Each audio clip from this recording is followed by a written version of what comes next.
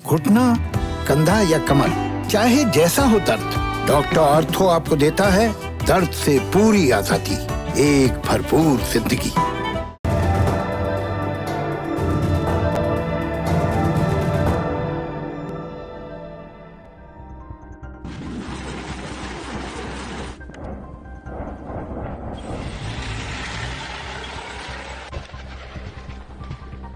ये गोला बारूद किसी रिहायशी बस्ती पर गिरता है, किसी फौजी ठिकाने पर गिरता है तो गिरती हैं लाशें। उनकी संख्या अब 100 से ज़्यादा हो गई है, लेकिन ये महज एक नंबर है उन दो देशों के लिए जो दुश्मन के हर नुकसान को अपनी जीत का एक हिस्सा मान रहे हैं। दो जंग कर रहे देशों के पीछे और देश जुड़ रहे हैं, और इतिहास कहता है कि इसी तरह के जोड़ ने बाकी 2 महायुद्धों का आगाज़ लिखा था। 2 महायुद्धों की कहानी हम इतिहास में पढ़ते हैं, अब तीसरे की आशंका नए सिरे से जताई जा रही है। नमस्ते, मेरा नाम सौरभ द्विवेदी है और ये लल्लन टॉप का इंटरनेशनल न्यूज़ बुलेटिन दुनियादारी है। यूरोप में 2 छोटे छोटे देश हैं, हंगरी और सर्बिया। कितने छोटे हैं इसका अनुमान यूँ लगाइए कि पूरा सर्बिया देश हमारे बिहार से भी छोटा है। जून 1914 की बात है। ऑस्ट्रिया हंगरी साम्राज्य के उत्तराधिकारी आर्च ड्यूक फर्डिनेंड अपनी पत्नी के साथ बोस्निया की यात्रा पर गए। 28 जून को उनकी हत्या हो गई। इल्ज़ाम सर्बिया पर आया। इस छोटी सी घटना से यूरोप के 2 छोटे देशों में युद्ध शुरू हो गया था। फिर दोनों के सहयोगी समर्थन में आते गए। युद्ध फैलता गया, इतना फैला कि पूरे यूरोप को आगोश में ले लिया। ये दुनिया का पहला सबसे बड़ा युद्ध था जिसमें 90 लाख सैनिकों की मौत हुई थी। 1 करोड़ 30 लाख आम लोग मारे गए। एक एक घटना इतिहास में अच्छे से दर्ज है, और उस इतिहास को पढ़ने पर सवाल उठता है कि क्या एक देश के भावी राजा की हत्या के बाद भी वो युद्ध टाला जा सकता था? युद्ध टल सकता था या फिर 2 देशों में ही रहता अगर उसमें सहयोगी हिस्सा ना लेते तो? अब हंगरी का ही एक और किस्सा सुनते हैं। साल था 2004। हंगरी के बुदापेस्ट में नेटो की तरफ से कोर्स चलाया जा रहा था। ये गैर नेटो देशों के सैन्य अधिकारियों को अंग्रेजी सिखाने का कोर्स था। इस कोर्स के लिए आर्मेनिया और अजरबैजान ने भी अपने आर्मी ऑफिसर भेजे। इसी दौरान एक रात को अजरबैजान के आर्मी अफसर रामिल सफारोव ने कुल्हाड़ी से आर्मेनिया के सैन्य अधिकारियों पर हमला किया। आर्मेनिया के एक अफसर को मार दिया, एक और को जख्मी कर दिया। मामला कुछ हद तक वैसा ही था जो पहले विश्व युद्ध की वजह बना था। हत्या के बाद होना ये चाहिए था कि दोषी सफारोव पर हत्या का मुकदमा चलता। थोड़े दिन मुकदमा चला भी, लेकिन अजरबैजान उस हत्यारे अधिकारी को हंगरी से छुड़ाकर अपने देश ले आया और फिर वहाँ राष्ट्रपति ने उसकी सज़ा माफ़ कर दी। उसका प्रमोशन भी कर दिया, मेजर बना दिया। इस घटना से आर्मेनिया और अजरबैजान युद्ध के करीब पहुंच गए, लेकिन युद्ध टल गया, यह कहिए कि टाल दिया गया। दुनिया के बाकी देशों ने कोशिश की। विश्व समुदाय में अच्छे सहयोगियों की यही भूमिका होती है, लेकिन 2004 वाली बात 2020 में कम दिख रही है। इस बार अजरबैजान और आर्मेनिया के युद्ध में सहयोगी देश घोषित तौर पर साइड लेने लगे हैं।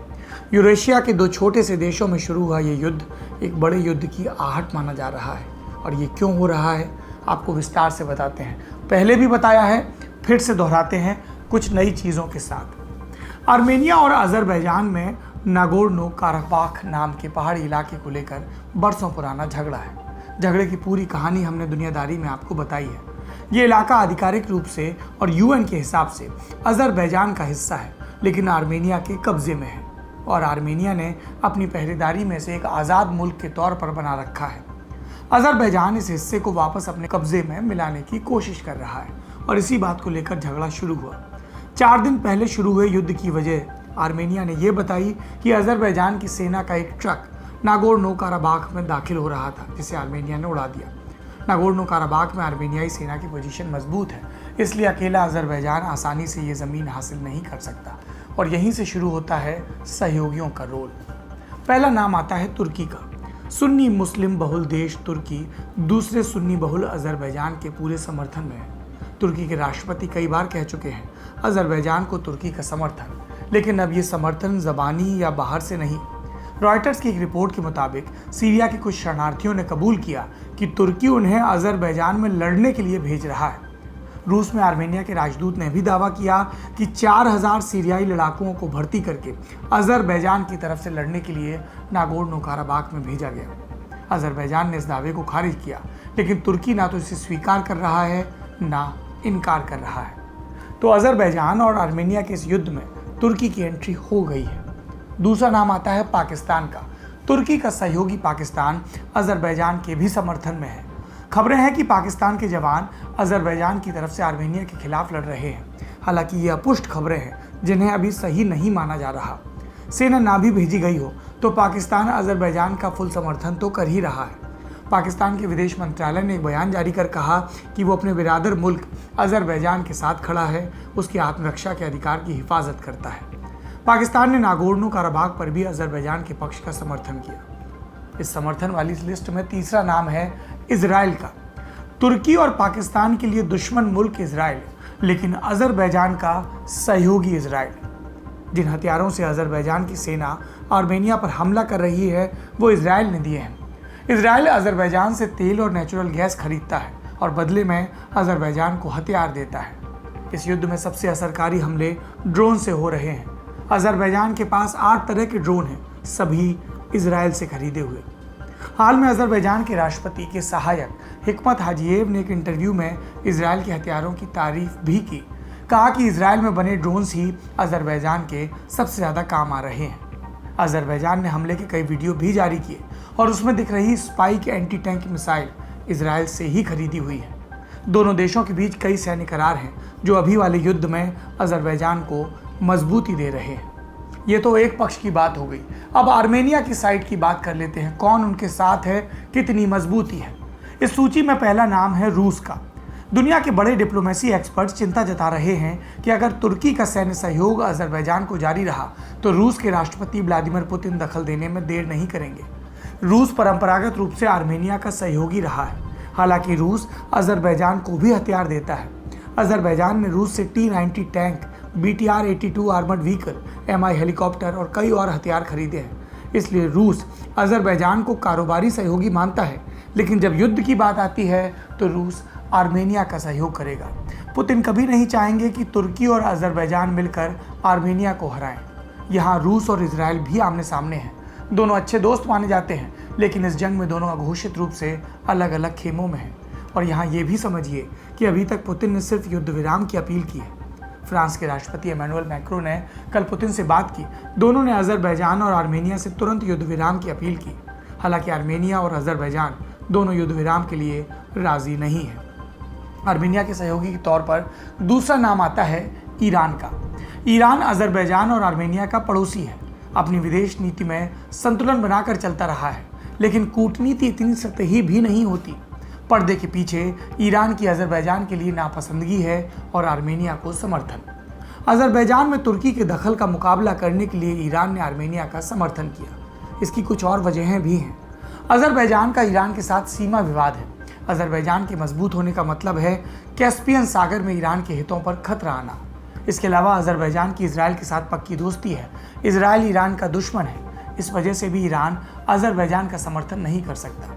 ईरान लगातार युद्ध विराम की अपील कर रहा है, मध्यस्थता की बात भी कर रहा है। आर्मेनिया के सहयोगी के तौर पर भारत का नाम भी आता है। आर्मेनिया और भारत डिफेंस पार्टनर हैं। हालांकि अज़रबैजान से भी भारत की कोई दुश्मनी नहीं है, लेकिन मौजूदा हालात में भारत का टिल्ट, झुकाव आर्मेनिया की तरफ रहना स्वाभाविक है। अंदर खाने सहयोगियों के समीकरण बन रहे हैं। फिर दुनिया के बड़े देश हैं जो आर्मेनिया और अज़रबैजान से अपील कर रहे हैं युद्ध रोका जाए। अभी तक इस युद्ध में 100 से ज़्यादा लोगों के मरने की खबर है। आम नागरिकों का ज़्यादा नुकसान हो रहा है। अगर किसी बाहरी सहयोगी के बिना दोनों देशों में सैन्य ताकत की तुलना की जाए तो आर्मेनिया पर अज़रबैजान भारी पड़ता है। अज़रबैजान की सेना में 67,000 सक्रिय सैनिक हैं। आर्मेनिया के पास 45,000। अज़रबैजान के पास 665 टैंक, आर्मेनिया के पास 559। अज़रबैजान के पास 127 एयरक्राफ्ट, आर्मेनिया के पास 65। हर मामले में अज़रबैजान 20 है और अब उसके पास तुर्की का सहयोग भी। इसलिए अज़रबैजान पीछे नहीं हट रहा और ये जिद रूस के सैन्य दखल तक पहुंच सकती है। और ऐसा हुआ तो युद्ध लंबा खिंचेगा। युद्ध किसी भी देश में हो, कोख धरती की सूनी होती है। उम्मीद है कि युद्ध की ये सनक मंद पड़े। ये था आज की बड़ी खबर का सेगमेंट। अब बढ़ते हैं सुर्खियों की तरफ। पहली सुर्खी अफगानिस्तान से है। हेलमंड प्रांत में एक आत्मघाती हमलावर ने विस्फोटक लदा ट्रक एक चेक पॉइंट से टकराया, जिसमें 11 लोगों की जान चली गई। 30 सितंबर की रात खोश्त इलाके में भी एक हमलावर ने खुद को उड़ा लिया। इसमें 6 लोग घायल हुए। ये हमले उस दौर में हो रहे हैं जब तालिबान और अफगानिस्तान सरकार के बीच सुलह के लिए दोहा में बातचीत चल रही है। फरवरी 2020 में तालिबान और अमेरिकी सरकार के बीच हुए समझौते के बाद से ये बातचीत किसी नतीजे पर नहीं पहुंची है। हालिया हमलों की वजह से शांति समझौता खतरे में पड़ता दिख रहा है। दूसरी सुर्खी ब्रिटेन से है। बोरिस जॉनसन की सरकार को यूरोपियन यूनियन ने नोटिस भेजा है। ये नोटिस इंटरनल मार्केट बिल को लेकर भेजा गया है। इल्जाम है कि ब्रिटेन ने ब्रेग्जिट के समझौतों का उल्लंघन किया है। यूरोपियन कमीशन की प्रेसिडेंट उर्सुला वोन डेर लियन ने कहा कि ब्रिटेन अंतर्राष्ट्रीय कानूनों के खिलाफ काम कर रहा है। ब्रिटेन सरकार को इस नोटिस का जवाब 1 महीने के भीतर देना है, वरना ब्रिटेन को यूरोपियन कोर्ट ऑफ जस्टिस में मुकदमा झेलना होगा। तीसरी सुर्खी रूस से है। 1.5 महीने तक मौत से जंग लड़ने के बाद विपक्षी नेता अलेक्सी नावल्नी ने पहला इंटरव्यू दिया। उन्होंने रूस के राष्ट्रपति व्लादिमीर पुतिन पर जहर देने का आरोप लगाया। नावल्नी रूस की प्रोग्रेस पार्टी के नेता हैं। उन्हें मीडिया में पुतिन का धुर विरोधी बताया जाता है। 20 अगस्त 2020 को वो अचानक बीमार पड़ गए। 2 दिनों के बाद उन्हें इलाज के लिए जर्मनी ले जाया गया। जांच में पता चला जर्मनी में कि नावल्नी को रूस में जहर दिया गया था। उन्हें 24 दिनों तक आईसीयू में रहना पड़ा। नावल्नी ने कहा कि वो अब निडर होकर अपना काम करेंगे। ये थी सुर्खियां। अब बारी तारीख की। आज अक्टूबर महीने का पहला दिन है, 1 अक्टूबर, और इसका संबंध एक अखबार के ऑफिस में हुए बम हमले से है। इस हमले में 21 लोग मारे गए। पूरी इमारत तबाह हुई। इसके बावजूद अगले दिन अखबार निकला। ये अखबार था लॉस एंजलिस डेली टाइम्स। अब इसे लॉस एंजलिस टाइम्स के नाम से भी जाना जाता है। इस अखबार को शुरू किया था नेथन कोल जूनियर ने 21 साल की उम्र में। उनके सहयोगी थे थॉमस गार्डनर। स्कॉटलैंड की पैदाइश, पत्रकारिता की, रियल एस्टेट में हाथ आजमाया, बाद में पुलिस कमिश्नर भी बने। कोल जूनियर और गार्डनर की कोशिश का पहला नतीजा 4 दिसंबर 1881 को निकला। इस दिन लॉस एंजलिस टाइम्स का पहला एडिशन रीडर्स के हाथ में पहुंचा। अखबार की शुरुआत जोर शोर से हुई, लेकिन कुछ ही महीने बाद हालत पतली हो गई। कमाई इतनी भी नहीं बची कि प्रिंटिंग के पैसे दिए जा सके। ऐसे में अखबार बेच दिया गया टाइम्स मिरर कंपनी को। अगस्त 1882 में नए सिरे से अखबार शुरू हुआ। इस बार एक नए संपादक को जिम्मेदारी दी गई। नाम हैरिसन ग्रे ओटिस। ओहायो में पैदा हुए, न्यूज़पेपर में काम किया, सिविल वॉर में हिस्सा लिया। वॉर खत्म हुआ तो पत्रकारिता के पेशे में आए, अपना अखबार शुरू किया। ओटिस अनुभवी थे। उनके आने से अखबार को फायदा हुआ। एलए टाइम्स प्रॉफिट में चलने लगा। उस दौर में अमेरिका में मजदूरों के अधिकारों को लेकर आंदोलन हो रहे थे। अलग अलग मजदूर यूनियन बनी थी जो लेबर राइट्स की वकालत करती थी। हैरिसन ग्रे ओटिस इन यूनियनों के खिलाफ थे, रूढ़िवादी थे, पुरानी लीग पर चलने वाले, मजदूरों के हक से इत्तेफाक नहीं रखते थे और उनकी यही सोच उनके अखबार में झलकती थी। ओटिस ताकतवर उद्योगपतियों के गुट के मुखिया थे, तगड़ा पॉलिटिकल कनेक्शन भी। 20वीं सदी की शुरुआत में इस अखबार के तेवर बेरहम होते गए। यूनियन विरोधी रिपोर्ट्स की भरमार होने लगी। इससे गुस्साए 2 भाइयों ने बदला लेने की ठानी। 1 अक्टूबर 1910 के दिन दोपहर के 1 बजे अखबार के ऑफिस में बम धमाका हुआ। टाइम्स की 3 इमारतों के चिथड़े उड़ गए। इसमें से एक में ओटिस का घर था। 21 लोगों की जान गई, दर्जनों लोग गंभीर रूप से घायल। ओटिस इस हमले में सही सलामत बच गए। बम हमले की जांच हुई। जेम्स और जॉन मैकेनमारा नाम के 2 भाइयों पर इस हमले की जिम्मेदारी दी गई। अप्रैल 1911 में गिरफ्तार किया गया। लेबर यूनियनों ने रैलियां निकाली, केस लड़ने के लिए चंदा इकट्ठा किया। मशहूर वकील क्लैरेंस डेरो को उस दौर में लगभग 35 लाख रुपए की फीस दी गई, पर यह सब काम नहीं आया। मैकेनमारा भाई दोषी पाए गए। दोनों की जेल में मौत हुई। उस दिन हमले के बाद भी अखबार ने काम बंद नहीं किया। लॉस एंजलिस हेराल्ड ने अपना प्रिंटिंग प्रेस टाइम्स के हवाले किया। 1 अक्टूबर का अंक वहीं से पब्लिश हुआ। उस अंक में लॉस एंजलिस टाइम्स के मैनेजिंग एडिटर हैरी एंड्रूज ने लिखा कि वे हमारे लोगों की हत्या कर सकते हैं, हमारी इमारतों को बर्बाद कर सकते हैं, लेकिन ईश्वर की कृपा से टाइम्स हमेशा जिंदा रहेगा। ये था आज का दुनियादारी शो। आखिरी में विश्व कविता। आज सुनाते हैं आपको अरामाएस साहकियान की कविता, जब भी तुम अचानक उदास हो। इसका अनुवाद अनिल जनविजय ने किया है। अपना, अपनों का, अपनी सेहत का, अपनी क्षमता भर ख्याल रखिए। बाकी तो धरती धुरी पर घूम रही है, जीवन और मृत्यु का चक्र चलता रहेगा। शुभ रात्रि। जब भी अचानक उदास हो तुम, उन गीतों और लोगों के बारे में सोचो जिन्हें तुम प्यार करते हो। मजाकों के बारे में, मज़ेदार घटनाओं के बारे में, अपने दोस्तों के बारे में सोचो। याद करो कि अच्छाइयाँ अधिक हैं और उनसे ही बचता है जीवन। याद करो कि नहीं जानते बहुत से लोग उदास कैसे होना चाहिए। प्रसन्न हो कि तुम्हें मालूम है कैसी होती है उदासी। अपने छोटे से दुख की तुलना करो मानव जाति द्वारा सहन की गई तकलीफों से। चट्टानें ढही हैं मानव के कंधों पर, लेकिन वह जीवित है तब भी और रहेगा जिंदा। याद रखो कि तुम्हें नहीं जीना है शुद्र जीवन, और शाश्वत नहीं हुआ करते दुख कभी। जब भी तुम अचानक उदास हो, पर ऐसा हो ही क्यों जब तुम्हारे पास बहुत सी बातें हैं याद करने को। कसर रह गई हमारी कोशिशों में, कसक रह गई कि देश जितना बेहतर, जितना महान हो सकता था, हो नहीं पाया। और एक कसम रह गई कि देश का जो कर्ज है उसे थोड़ा बहुत तो उतारना है। भावुकता का लबादा ओढ़कर बोलता तो यूं बोलता, लेकिन बात सीधी है तो सच्चे ढंग से आप तक कही जानी है। लल्लन टॉप लेकर आया है एक नया प्लेटफॉर्म, तेरा तुझको अर्पण। ये प्लेटफॉर्म उन सब भारतवासियों के लिए है जो भारत से दूर किसी दूसरे देश की जमीन पर हैं, कभी पढ़ाई के लिए, कभी नौकरी के लिए। ये उन सब भारतवंशियों के लिए भी है जिनकी पहचान का हिस्सा ये महान देश है, लेकिन कुछ कसर और कसक है। तो आइए कसम खाएं कि देश को बेहतर बनाएं।